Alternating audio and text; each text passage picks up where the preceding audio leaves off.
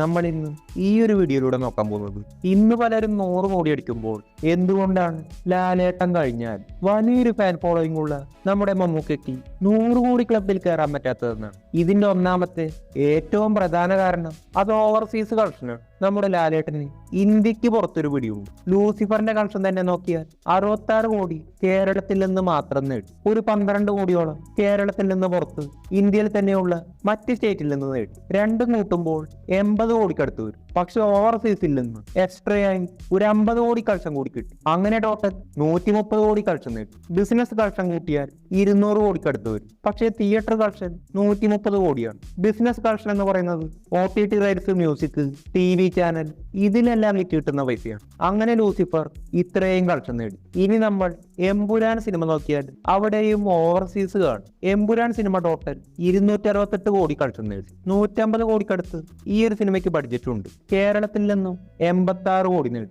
മറ്റ് സ്റ്റേറ്റുകളിൽ ടോട്ടൽ 22 കോടി നേടി. നമുക്ക് നോക്കിയാൽ അറിയാം, ലൂസിഫർ സിനിമയുമായി കമ്പയർ ചെയ്യുമ്പോൾ കേരളത്തിന് പുറത്തുള്ള മറ്റ് സ്റ്റേറ്റിൽ നിന്നുള്ള കളക്ഷൻ എമ്പുരാൻ സിനിമയ്ക്ക് കൂടിയിട്ടുണ്ട്. എന്നാൽ സിനിമ മറ്റ് സ്റ്റേറ്റുകളിൽ വലിയ രീതിയിൽ ശ്രദ്ധിക്കപ്പെട്ടില്ല. എന്തുകൊണ്ട് ഇവിടെ കളക്ഷൻ കൂടിയെന്നാൽ നിങ്ങൾക്ക് തന്നെ അറിയാം, ലൂസിഫർ സിനിമ പോലെയായിരുന്നില്ല എമ്പുരാൻ സിനിമയുടെ റിലീസ്. വലിയ പ്രൊഡക്ഷൻ കമ്പനികളുമായി കൊളാബറേറ്റ് ചെയ്ത് ഒരു ഗ്രാൻഡ് റിലീസ് ആയിരുന്നു. ഷോസിന്റെ എണ്ണവും കൂടുതലായിരുന്നു. അങ്ങനെ കേരളത്തിന് പുറത്ത് 22 കോടി, കേരളത്തിൽ നിന്ന് 86, അങ്ങനെ ഇന്ത്യയിൽ നിന്ന് 108 കോടിയായി. പക്ഷെ ഓവർസീസിൽ നിന്ന് എക്സ്ട്രാ 122 കോടി. അതായത് ഇന്ത്യയേക്കാൾ കൂടുതൽ കളക്ഷൻ ഓവർസീസിൽ നിന്ന് കിട്ടും. ഓവർസീസ് എന്ന് പറഞ്ഞാൽ എന്താണെന്ന് ചിലർക്ക് അറിയില്ല. അവർക്ക് വേണ്ടി പറയുകയാണ്. ഓവർസീ അതായത് കടലും കടന്ന് ഇന്ത്യക്ക് പുറത്തുള്ള വിദേശ രാജ്യത്തെ കളക്ഷനാണ് പറയുന്നത്. ഇനി വിദേശികൾ സായിപ്പൊക്കെയാണോ പടം കണ്ടത് എന്ന് നിങ്ങൾക്ക് ഡൗട്ട് ഉണ്ടാകാം. എന്നാൽ അങ്ങനെയല്ല, വിദേശ മലയാളികളാണ്. സായിപ്പം കാണുന്നുണ്ടാവാം, എന്നാൽ അത് റയറാണ്. ഓൾറെഡി അവിടെ അൺലിമിറ്റഡ് ഹോളിവുഡ് സിനിമകളാണ്. ഇന്ത്യൻ സിനിമകൾ ഏറ്റവും കൂടുതൽ കാണുന്ന 2 വിദേശ രാജ്യങ്ങളാണ് ചൈനയും ജപ്പാൻ.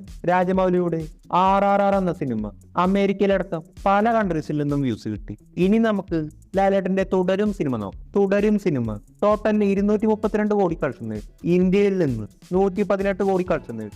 ഓവർസീസിൽ നിന്ന് 90 കോടിക്ക് മേൽ. ഇനി നമ്മൾ മമ്മൂക്കയുടെ കാര്യം നോക്കിയാൽ ഒരു പടം ഇറങ്ങി അതിന്റെ ഫസ്റ്റ് ഡേ കളക്ഷൻ നോക്കിയാൽ ലാലേട്ടൻ കഴിഞ്ഞാൽ മറ്റൊരു മലയാള നടൻ മമ്മൂക്കയാണ്. പക്ഷെ ലാലേട്ടൻ കഴിഞ്ഞാൽ ഫസ്റ്റ് ഡേ കളക്ഷൻ മമ്മൂക്കയ്ക്കല്ല, അത് വിജയണ്ണനാണ്. യഷിന്റെയും അല്ലു അർജുന്റെയും പടമുണ്ട്. കേരളത്തിൽ നിലവിൽ ഏറ്റവും കൂടുതൽ ഫസ്റ്റ് ഡേ കളക്ഷൻ കിട്ടിയ സിനിമ നിങ്ങൾക്ക് എല്ലാവർക്കും അറിയാം, എമ്പുരാൻ സിനിമയാണ്. 14 കോടി നേടി. രണ്ടാമത്തേത് ലിയോ സിനിമ 12 കോടി നേടി. മൂന്നാമത്തേത് KGF 2 ആണ്, 7.5 കോടി. നാലാമത്തേത് ഒടിയനാണ്, 7 കോടി. അഞ്ചാമത്തേത് ബീസ്റ്റാണ്, 6.65 കോടി.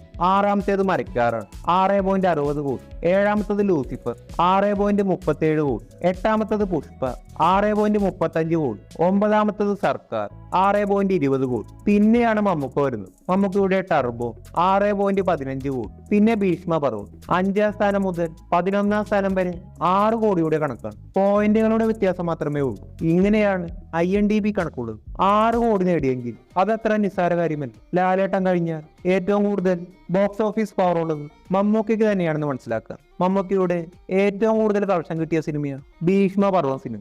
85 കോടി കളക്ഷൻ നേടി. ഈ ഒരു സിനിമ 50 കോടിക്കടുത്ത് ഇന്ത്യയിൽ നിന്നും 35 കോടിക്കടുത്ത് ഓവർസീസിൽ നിന്നും നേടി. ഇനി മമ്മൂക്കയുടെ ഏറ്റവും കൂടുതൽ കളക്ഷൻ കിട്ടിയ രണ്ടാമത്തെ സിനിമയാണ് കണ്ണൂർ സ്ക്വാഡ് എന്ന സിനിമ. ഇന്ത്യയിൽ നിന്നും 50 കോടിയും 30 കോടിക്കടുത്ത് ഓവർസീസിൽ നിന്നും കിട്ടി. അങ്ങനെ 80 കോടിക്കടുത്ത്.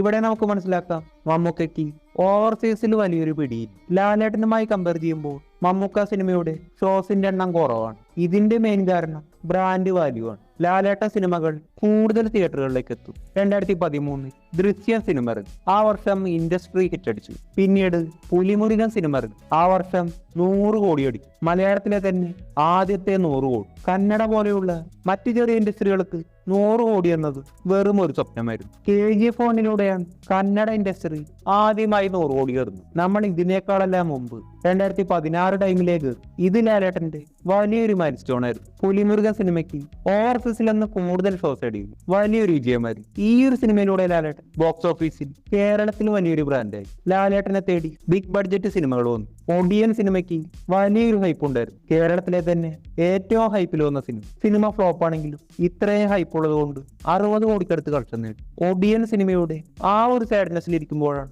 ലൂസിഫർ സിനിമ ഇറങ്ങിയത്. ഒടിയൻ സിനിമയിൽ നിന്ന് എന്താണോ പ്രതീക്ഷിച്ചത് അതെല്ലാം ലൂസിഫർ സിനിമയിൽ നിന്ന് കിട്ടി. എല്ലാവരും ലൂസിഫർ സിനിമ കണ്ടു. അങ്ങനെ വീണ്ടും ഇൻഡസ്ട്രി ഹിറ്റ്. ഇങ്ങനെയല്ല ലാലേട്ടന്റെ ബ്രാൻഡ് വാല്യൂ കൂടി വന്നു. ബ്രാൻഡ് വാല്യൂ കൂടുന്നതോറും സിനിമ കൂടുതൽ തിയേറ്ററുകൾ ഏറ്റെടുക്കും. ആ ഒരു നടനെ തേടി ബിഗ് ബഡ്ജറ്റ് സിനിമകളും വരും. അങ്ങനെ എമ്പുരാൻ സിനിമ വന്നു, വീണ്ടും ഇൻഡസ്ട്രി ഹിറ്റ്. പിന്നീട് തുടരും സിനിമ വന്നു. ഇതിലൂടെയല്ല ലാലേട്ടന്റെ ബ്രാൻഡ് വാല്യൂ കൂടി വരികയാണ്. ഓരോ നടന്മാർക്കും അവർക്ക് മാച്ചാവുന്ന ഓരോ ട്രാക്കും ഉണ്ടാവും. ലാലേട്ടൻ അങ്ങനെ 2 ട്രാക്കുണ്ട്. ഒന്ന് ഫാൻസിന് വേണ്ട ആ ഒരു മാസ് ക്യാരക്ടേഴ്സ്, മറ്റൊന്ന് ഫാമിലിക്കും കാണാൻ പറ്റുന്ന ത്രില്ലർ സിനിമകൾ. ദൃശ്യ സിനിമ നോക്കിയാൽ ഒരു പാവമായ നിഷ്കളങ്കനായ ഒരു ഫാമിലി മെയിൻ ക്യാരക്ടർ ഒരു പ്രശ്നത്തിൽ പെടും. പുലിമുരുക സിനിമ നോക്കിയാലും നല്ല പവർഫുള്ളായ എന്നാൽ നിഷ്കളങ്കനായ പാവമായ ഒരു ക്യാരക്ടർ ഒരു പ്രശ്നത്തിൽ പെടുത്തുന്നു. തുടരും സിനിമ നോക്കിയാൽ ഇതേ ട്രാക്കാണ്. അപ്പോൾ ഫാമിലി ഓഡിയൻസിനും കണക്ട് ചെയ്യാൻ പറ്റുന്ന എന്നാൽ ഫാൻസിന് വേണ്ട ഫൈറ്റ്, സോങ്, ഇങ്ങനെയുള്ള എലമെന്റ്സ് എല്ലാം മിക്സ് ആയ അത്തരത്തിലുള്ള സിനിമകളാണ് ലാലേട്ടൻ ചെയ്യുന്നത്. മമ്മൂക്കയുടെ കാര്യം നോക്കിയാൽ ഫാമിലി ഓഡിയൻസ് നിലവിൽ മമ്മൂക്കയ്ക്ക് കുറവാണ്. പണ്ട് മമ്മൂക്ക തുടർച്ചയായി ഫാമിലി സിനിമകൾ ചെയ്ത് നല്ല സപ്പോർട്ട് ഉണ്ടായിരുന്നു. പക്ഷെ പിന്നീട് മമ്മൂക്ക പല ഡിഫറെന്റ് ക്യാരക്ടേഴ്സിനെ ചെയ്തു. മമ്മൂക്ക സെലക്ട് ചെയ്യുന്ന പടങ്ങളിൽ പ്രത്യേക പാറ്റേൺ ഇല്ല. അഭിനയ പ്രാധാന്യമുള്ള ക്യാരക്ടേഴ്സ്, പുതിയ എക്സ്പെരിമെന്റുകൾ മലയാള സിനിമയിൽ കൊണ്ടുവരാൻ മമ്മൂക്ക എപ്പോഴും ട്രൈ ചെയ്യും. നമ്മൾ പറഞ്ഞു നിലവിൽ ഫാമിലി സപ്പോർട്ട് കുറഞ്ഞു. പിന്നെയുള്ളത് ഫാൻസ് പവർ ആണ്. ഫാൻസിന് കാണേണ്ട മമ്മൂക്ക എങ്ങനെയെന്നാൽ ബിഗ് ബി പോലെ സ്റ്റൈലിഷായ മാസ് ക്യാരക്ടേഴ്സാണ്. ഇതുപോലെ കുറ്റാന്വേഷണ സിനിമയും വിജയിക്കും. അടുത്ത കാലത്ത് മമ്മൂക്കയുടെ പല സിനിമകളും, പക്ഷെ എല്ലാവരും ട്രെയിലർ കണ്ട് വെയിറ്റ് ചെയ്തത് ബസൂക്ക സിനിമയ്ക്ക് വേണ്ടിയാണ്. കാരണം അങ്ങനെയുള്ള ഒരു സ്റ്റൈലിഷ് മാസ് ക്യാരക്ടറാണെന്ന് കരുതി ഇതുപോലെ ആളുകൾ ബിഗ് ബി 2 വേണ്ടി വെയിറ്റ് ചെയ്യുന്നു. ചിലർ പറയുന്നു മമ്മൂക്ക ഫാൻസ് തിയേറ്ററിൽ പോയി പടം കാണുന്നില്ല. എന്നാൽ അങ്ങനെയല്ല. നമ്മൾ നേരത്തെ കണ്ടതാണ്, ലാലേട്ടൻ കഴിഞ്ഞാൽ ബോക്സ് ഓഫീസ് പവർ മമ്മൂക്കയ്ക്കുമുണ്ട്. ഇവരുടെ പകുതി പോലും ഫാൻസ് ഇല്ലാത്ത സൂപ്പർ സ്റ്റാർ ഇല്ലാഞ്ഞിട്ടും ചില പടങ്ങളിൽ 100 കോടി അടിച്ചിട്ടും. നിങ്ങൾ വിചാരിക്കും ഇതെല്ലാം അങ്ങനെ 100 കോടി കയറി. ഇതിന്റെ പ്രധാന കാരണമാണ് സിനിമയുടെ പ്രൊമോഷൻ ടെക്നിക്കും മൗത്ത് പബ്ലിസിറ്റിയും. കേരള സ്റ്റോറി എന്നൊരു സിനിമയുണ്ട്. ശാലിനി ഉണ്ണികൃഷ്ണൻ, തിരുവനന്തപുരം. കത്രീന കേഫിന്റെ കുറച്ച് ചായ ഉണ്ടല്ലേ. ഇങ്ങനെയാണ് സിനിമയുള്ളത്. ഈ ഒരു സിനിമയുടെ ബഡ്ജറ്റ് 18 കോടിയാണ്. യഥാർത്ഥത്തിൽ ഈ ഒരു സിനിമ ആരും അറിയാതെ പോകുമായിരുന്നു. പക്ഷെ കേരളത്തെ തെറ്റായി കാണിച്ചു വന്ന പേര് റിലീസ് തടയാൻ പല പ്രശ്നങ്ങളിൽ ഈ ഒരു സിനിമയ്ക്കുണ്ടായി. അങ്ങനെ പബ്ലിസിറ്റി കൂടി. എന്താണ് പ്രശ്നമെന്നറിയാൻ നോർത്ത് ഇന്ത്യൻസ് കയറി കണ്ടു. പടം 300 കോടി കളക്ഷൻ നേടി. ഈ ഒരു സെയിം ഡയറക്ടർ മുമ്പെടുത്ത പടം 15 കോടി ബഡ്ജറ്റിൽ വന്ന് 2 കോടി കളക്ഷൻ നേടി. 10 കോടി നേടിയ ഒരു പടം പോലും ഇല്ല. അപ്പോൾ സിനിമയുടെ പ്രമോഷനും പബ്ലിസിറ്റിയും സിനിമയുടെ കളക്ഷനെ ബാധിക്കും. മമ്മൂക്കയുടെ ഭീഷ്മപർവം 85 കോടി കയറി. മമ്മൂക്ക വീണ്ടും ഇതുപോലെ ഇതിനേക്കാൾ മാസായ മറ്റൊരു പടം ഇറക്കിയെന്ന് കരുതുക, അതും വലിയൊരു വിജയമാകും. അങ്ങനെ സെയിം ട്രാക്കിൽ പിന്നെയും ഇറക്കി അതിനേക്കാൾ മികച്ച മറ്റൊരു മാസ് സിനിമ. അങ്ങനെ സെയിം ട്രാക്കിൽ പോയി ഒരു സിനിമ അങ്ങനെ പ്രമോഷനും മൗത്ത് പബ്ലിസിറ്റിയും വഴി ഇൻഡസ്ട്രി ഹിറ്റ് അടിച്ചു വന്ന് ജസ്റ്റ് ഒന്ന് ഇമാജിൻ ചെയ്യുക. അപ്പോൾ മമ്മൂക്കയും ഒരു ബ്രാൻഡാവും. പിന്നീടുള്ള സിനിമകളെല്ലാം കൂടുതൽ തിയേറ്ററുകളിലേക്ക് എത്തി വലിയ വിജയം നേടും. നമ്മൾ വലിയ ബ്രാൻഡുകളായ പ്രഭാസിന്റെയും യഷിന്റെയും കാര്യം നോക്കും. പ്രഭാസ് ആരാണെന്ന് പലർക്കും അറിയില്ലായിരുന്നു. ഇതുപോലെ തന്നെയാണ് യഷ്.